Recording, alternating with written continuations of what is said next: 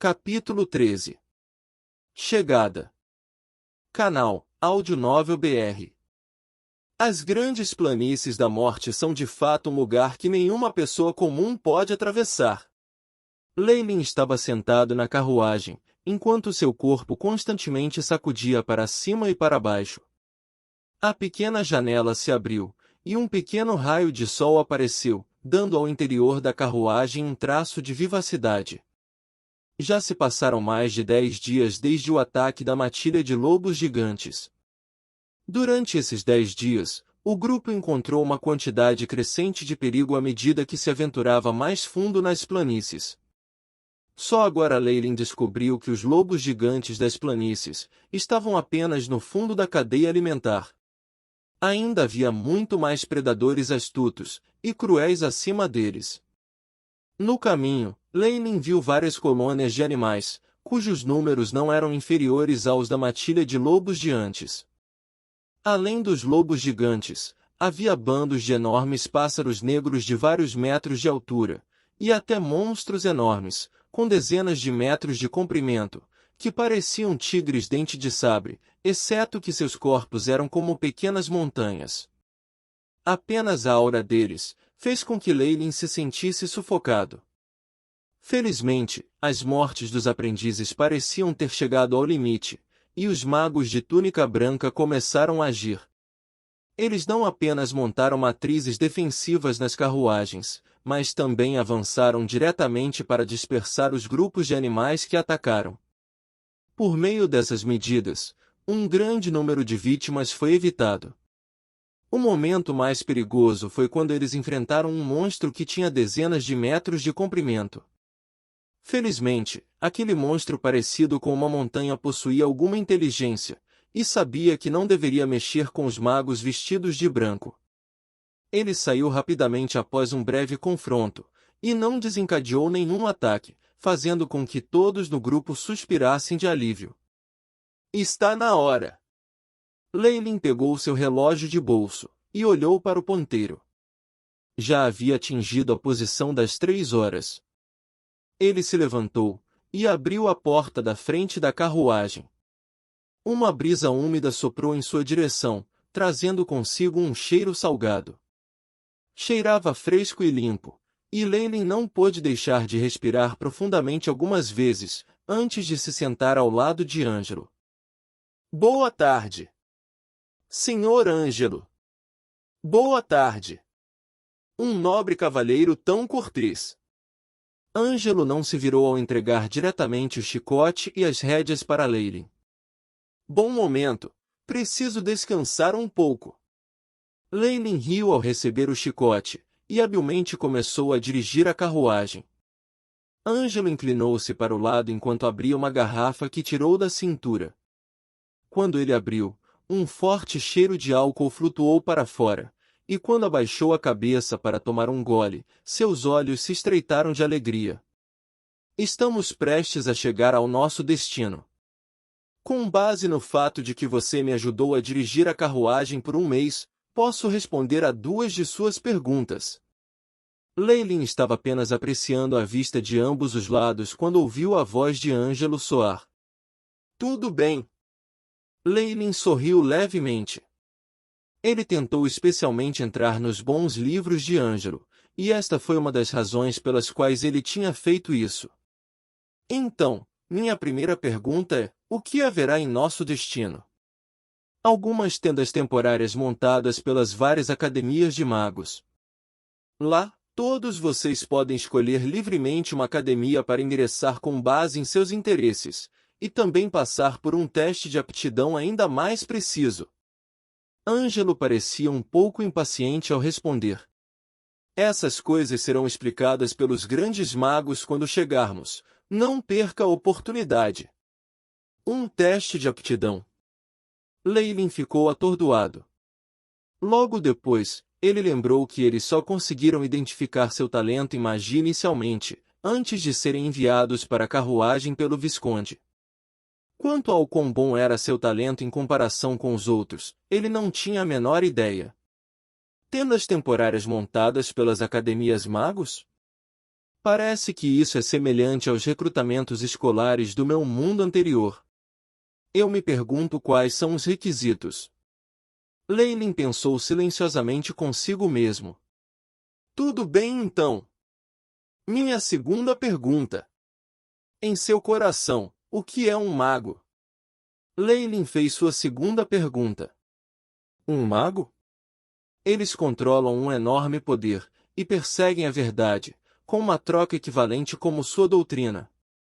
Pirralho, não sonhe em obter nenhum benefício gratuito de um mago, ou então as chamas do desejo irão jorrar do abismo e punir sua alma.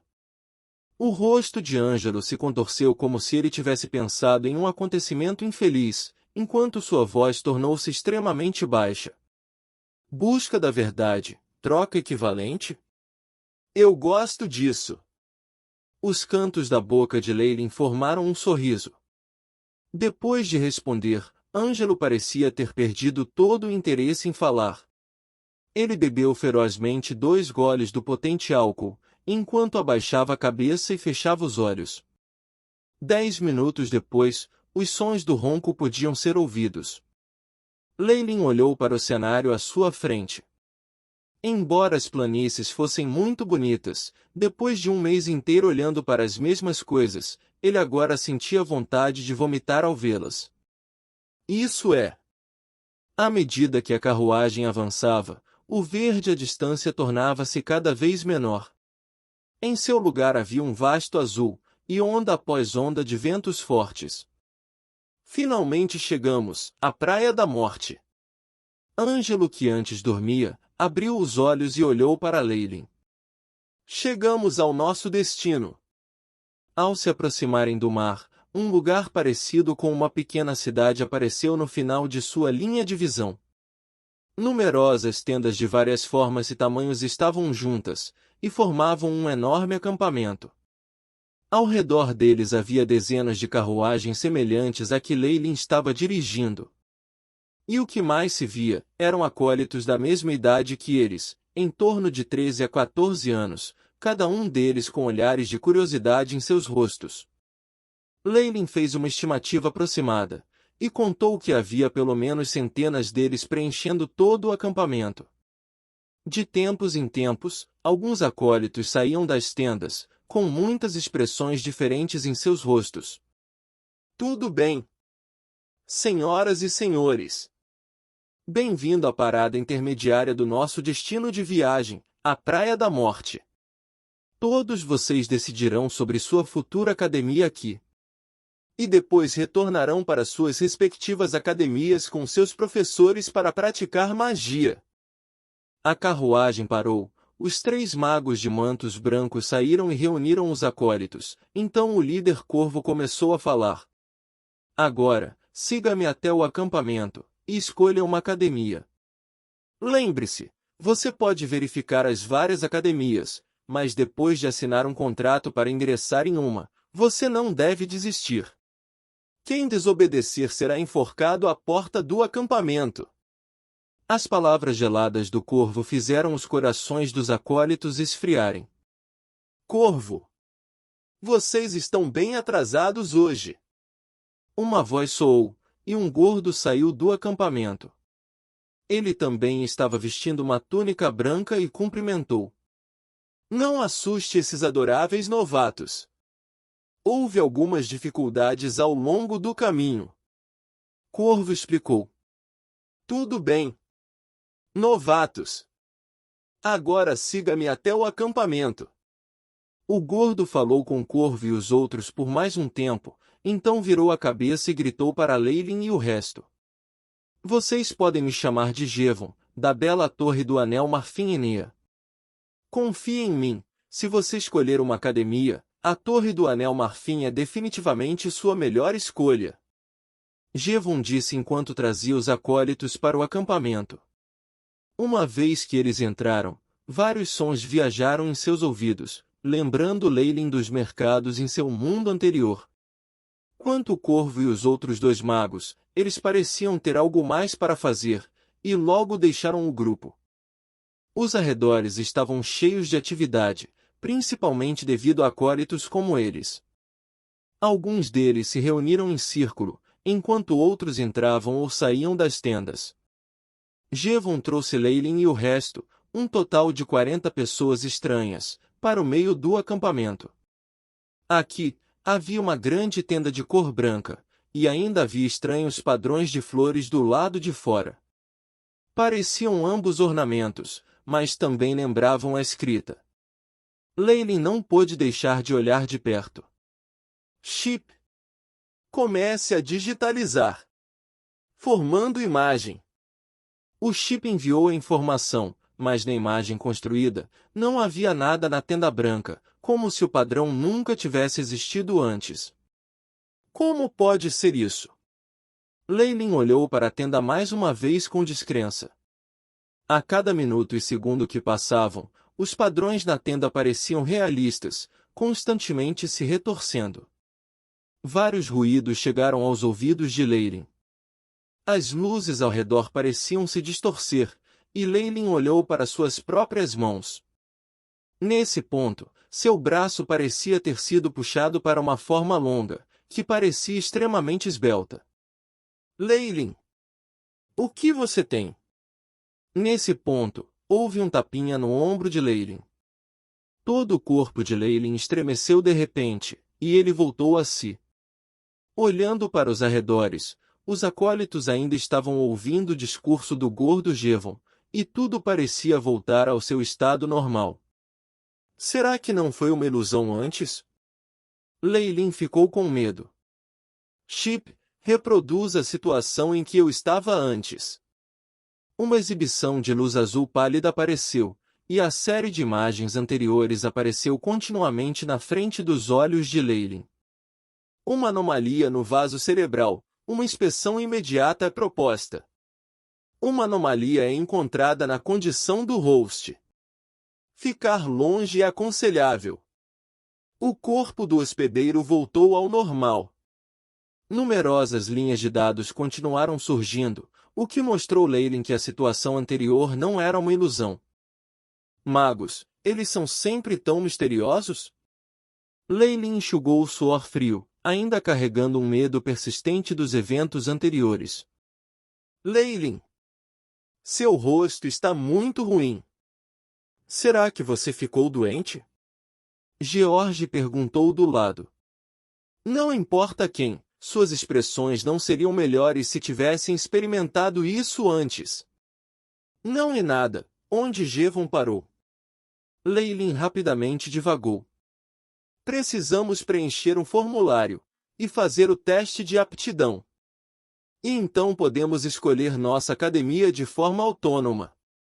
Como vocês chegaram um dia atrasados, vocês só têm mais um dia, e nesse período, devem escolher uma academia onde praticarão magia, caso contrário, terão que esperar até o próximo ano. Jevon ainda estava falando alto à frente deles. Agora, todos vocês se alinhem e peguem o formulário de mim, um por um, e depois entrem para o teste. Jevon sentou-se atrás de uma mesa branca, pegou uma pilha de formulários e colocou sobre ela. A fila avançou rapidamente, e logo foi a vez de Leilin.